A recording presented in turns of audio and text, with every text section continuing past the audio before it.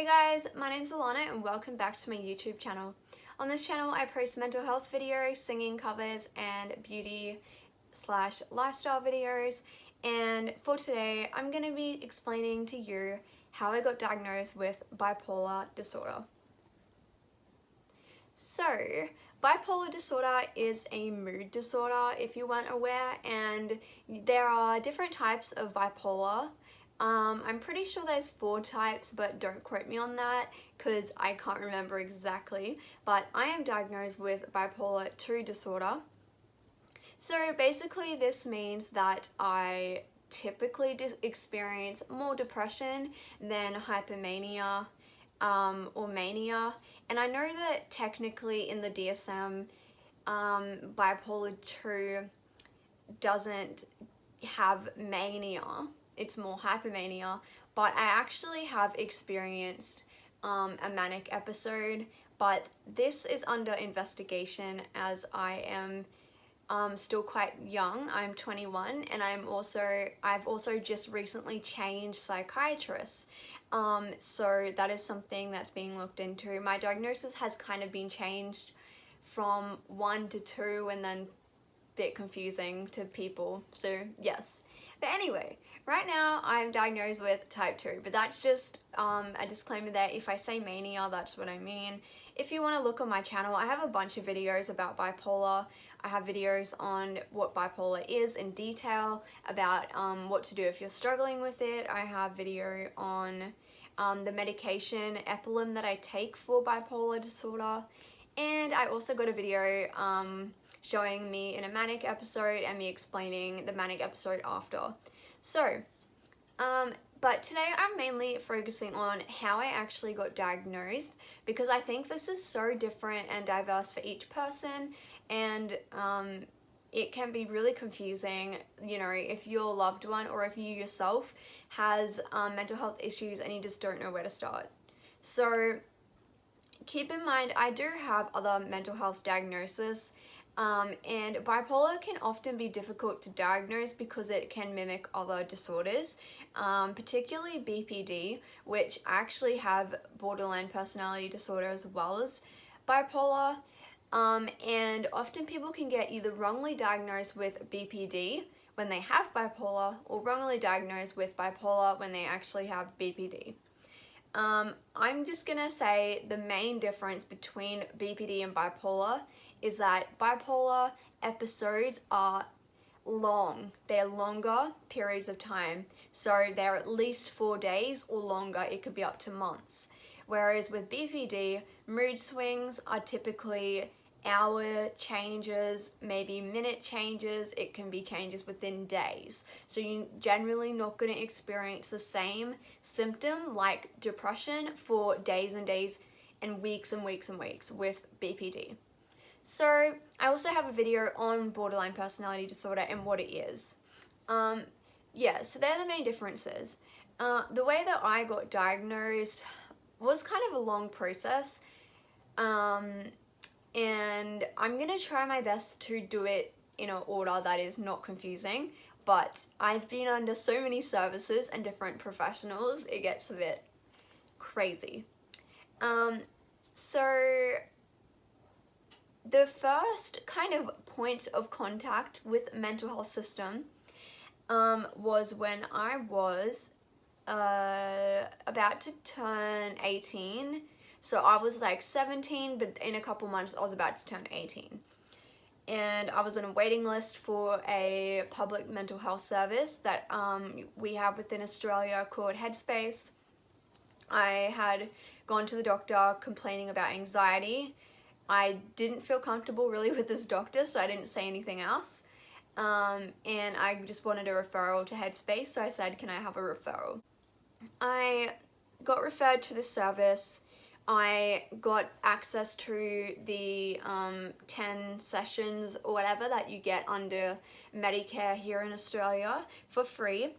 And they were really good and everything, but I changed GPs, and when it came to right at the end of these sessions with this psychologist, basically bipolar, like no one actually well, the psychologist never said bipolar, but basically we had discussed some mood changes, quite rapid mood changes, and I'd also brought this up with the GP, and the psychologist at the time said, look, maybe we should send you to a psychiatrist to investigate this, because it does sound like a mood disorder.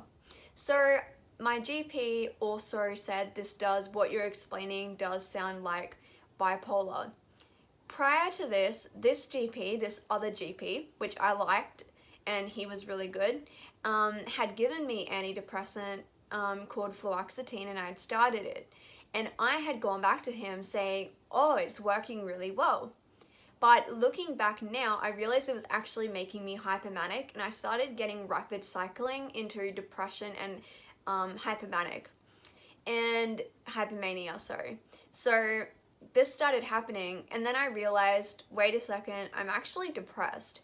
So I went back to him and I explained, like, I was feeling really, really good, and then, like, I'm really depressed. And then I started to actually think back to being in high school and everything, and I was like, this, like, is kind of weird. Like, I would have periods of time in high school where I was super, super depressed, and for a long period of time, and then I would have times where I was really, looking back, it was definitely hypomania starting to come out and symptoms going along with that, and my sleep had always been an issue for me. And so, yeah, that had happened. And so after this, the GP, said, okay, yeah, we'll send you off to see a psychiatrist. I'm not going to go into detail about all of this because it's going to take too long to explain. Basically, this psychiatrist was over telehealth. He was terrible, didn't do anything, didn't diagnose me with anything, didn't take me seriously. What he said was kind of offensive. So yeah, I didn't have the best introduction to mental health treatment. Anyway, going forward from there, this was in 2018 that all of this occurred. So I was still on fluoxetine because I didn't want to do anything else yet because they weren't sure what was going on with my mental health. Keep in mind, this is the first time I'd ever been into a mental health system, even though I'd been struggling with my mental health quite badly since I was about 13, but I didn't have parental help or parental kind of like consent, or a means to get to a doctor, to get medication, for multiple reasons that I'm not going to go into, but I wasn't able to get mental health help, basically, so I had to wait until I was an adult to go and do it myself. So yeah, then going into 2019, I think I was just basically on a waiting list to see a psychiatrist that actually was practicing in where I lived, not over online. So I was on this waiting list, and it was a very, very long waiting list. It was gonna take like up to 9 months, I think, or longer to get in to see a psychiatrist. So I was just waiting. We couldn't do anything else. I had changed doctors again, because I wanted to see a female, and I found a new GP that I stayed with for a very long time. So this GP was extremely good. She was like my favorite person, and yeah, she was just so good and on the ball and really advocated for me. So yeah, I stayed with her, and basically I had to wait ages to get into this psychiatrist. So nothing else was done. I stayed on fluoxetine. Then going into the August of 2019, I had a more what looked like a manic episode. It wasn't just hypomania this time. It was very, it was quite different, quite ramped up. I was drinking. Like, I don't normally drink.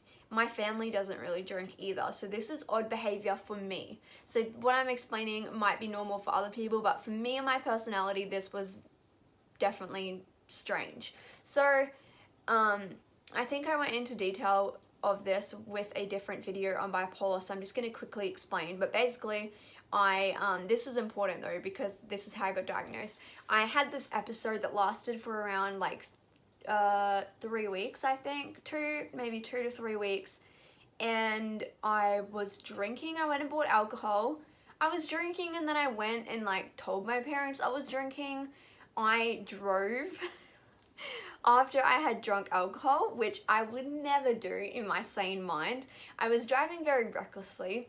I was supposed to be at a church conference, and I don't know why, but I didn't go, and then I think I had an argument with somebody, and I had a doctor's appointment it just happened that I had a doctor's appointment booked in that morning. I didn't think to myself, oh, I'm feeling manic or I'm feeling strange, I should go see the doctor. I just so happened to have a doctor's appointment that morning, and so I went to my doctor's appointment, and this is after like 2 weeks of me not sleeping, being quite energetic. I had really kind of dressed up. When I get like manic or hypomanic, I dress very almost differently. I dress very mature, very like, normally I wear quite grunge kind of baggy clothes, but I had dressed really nicely. I was like wearing really tight skinny jeans. I had like this little top and like with buttons done up that was really tight, and I had full on face of makeup. I had posted some pictures and some things to my social media that I think people had found kind of strange. I think I'd made some weird posts. It's still on my Instagram. I posted some weird captions and like some weird pictures. I was being very kind of like seductive in a way. Like just a lot of these things that were very like out of the ordinary for me. And I think I spent like $800 in a day on stuff that was ridiculous. And I wasn't able to return a lot of the stuff.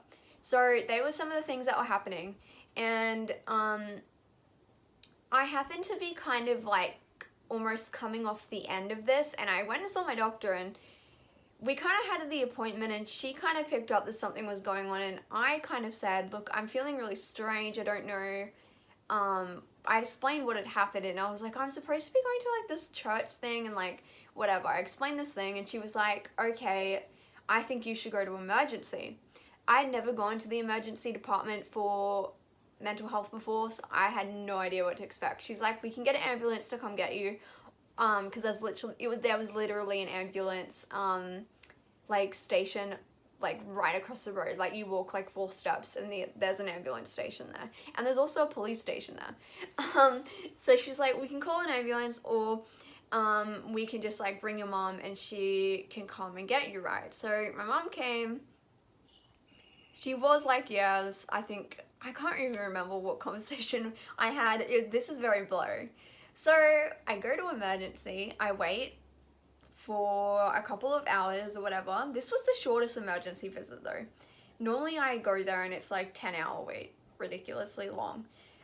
This time it was probably only about 4 or 5 hours that I was waiting, which is short for the acute care team. So I don't know what people call it in other countries. We call it the acute care team. ACT team. They assess people in mental health crisis. They do home visits. They do phone calls. You're basically supposed to ring them when there's a crisis. They really, apart from this time, useless. Anyway, they're like public, mental health system. So we go to the general hospital, public hospital, where this acute care team is, and I get an assessment, a very long assessment, and a mental health nurse or person comes and assesses me. Then they get a psychiatrist and a doctor to come in. So this has never happened to me any other time. So they obviously knew there was something up and took me seriously, because in my experience, I've been to emergency a lot of other times for my mental health, and never have I gotten a psychiatrist come and speak to me, or all of this other stuff happened. So they gave me olanzapine medication, which is an antipsychotic used to treat mania, bipolar, psychosis, and that. And they gave me that for like a week, I think. And then, yeah. Basically what they started to say was that they thought that I either had BPD or bipolar. There was conflicting opinions about this at first. Some people on the team thought that it was BPD, because I also have like other, like obviously like self-harming behaviors and other things, impulsivity, which often links over into bipolar and BPD, because I was being very impulsive. So they were a bit confused about that. And they said that they thought that it could be bipolar. Oh, also the other thing I forgot to mention was that I was hearing a voice telling me that I was a fairy and that I had magic powers, and I also had experienced some other kind of weird thoughts. And so that's why they were leaning towards bipolar as well, and they gave me medication because they were like, in my notes, because I do have my notes from that situation, and they had written in there that I was having, you know, some kind of like psychotic type, I can't think of the word, symptoms. So they then discharged me and gave me the medication, told me to take it for like a week or whatever it was, and they said to come back within a few days, and to like the mental health unit kind of thing, like where the hospital is, like for the wards and stuff, and they had a psychiatrist there who was going to do like another like assessment and basically have a look more in depth into BPD and bipolar.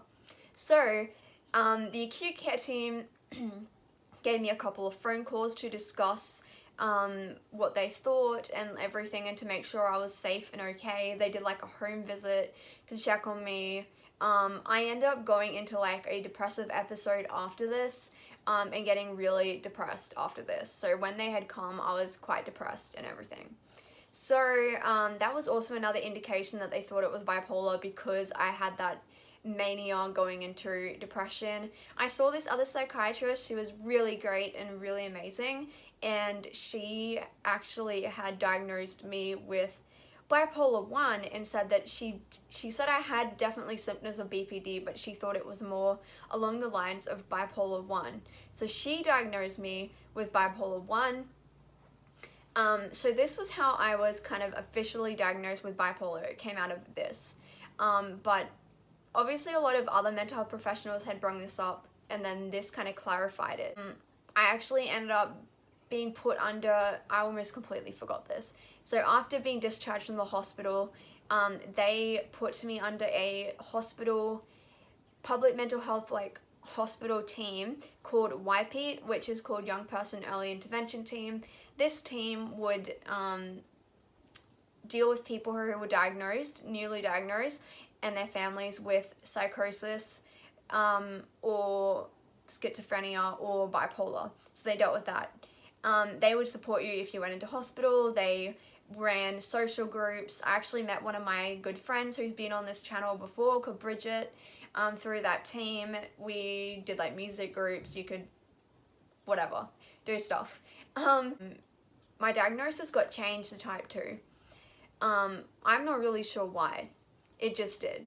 And then I would have my appointments at the Headspace Center, and with this team, they would like do stuff with Headspace as well, because Headspace is like a public government mental health service. I'm just saying all of this because if you live in Queensland, I don't know about other states within Australia, but if you live in Queensland, these are some services available to you.